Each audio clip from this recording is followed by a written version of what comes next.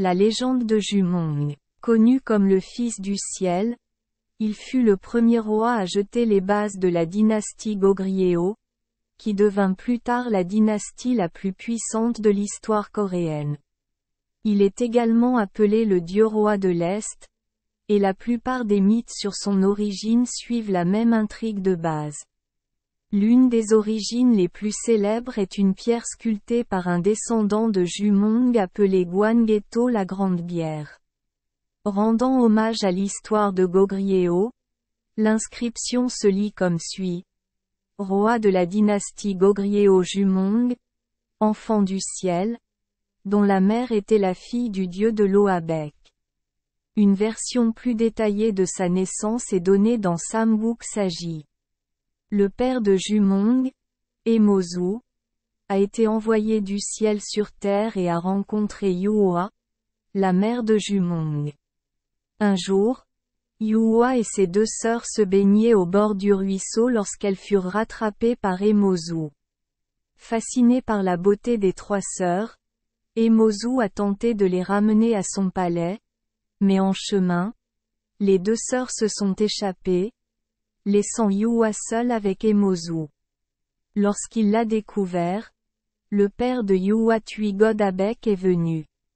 Avec colère, Emozu explique qu'il est venu du ciel et qu'il est venu ici pour épouser la fille de Abek. Après avoir défié Emozu dans un concours de force, Abek a finalement accepté, mais il a quand même réussi à enfermer Emozu dans un sac en cuir après l'avoir saoulé. Enragé, Emozu sortit du sac et s'envola, laissant Yuhua maudite et exilée par son père. Au cours de son exil, elle rencontra le roi Geumwa et le roi tomba amoureux d'elle. Sympathique au sort de Yuhua, le roi en fit sa sienne. Concubine. Un jour, un rayon de lumière s'est glissé à travers la fenêtre ornée de bijoux, a touché Yuhua endormie et l'a mise enceinte. 5 jours plus tard, elle donne naissance à un œuf que le roi Geumwa jette dans l'espoir qu'il soit mangé par des animaux sauvages. Mais non, non seulement les animaux sauvages ne mangeaient pas la viande, mais ils protégeaient également l'œuf.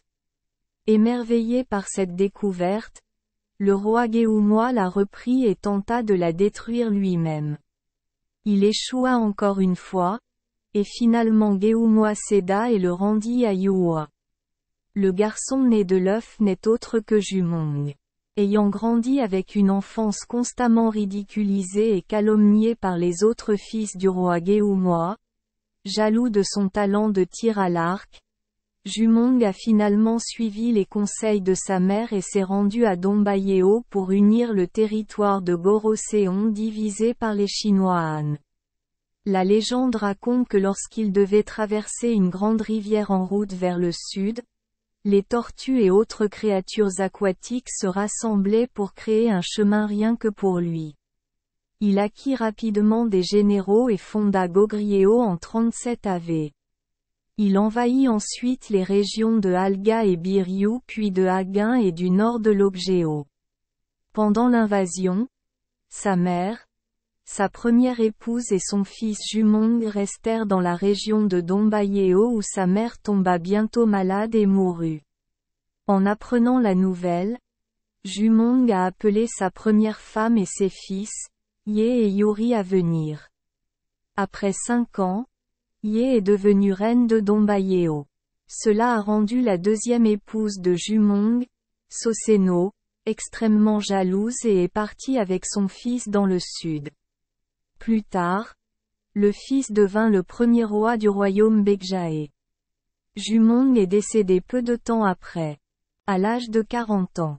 Merci les enfants des Esperluette Croisillon 39. Avoir écouté des contes de fées au jour Esperluette Croisillon 39. 8.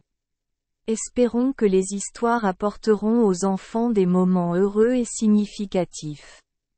Si vous aimez notre chaîne, veuillez appuyer sur le bouton S Esperluette Croisillon 39. Abonner, pour ne manquer aucune histoire intéressante. Je vous souhaite une bonne nuit de sommeil et de beaux rêves. Rendez-vous dans la prochaine histoire.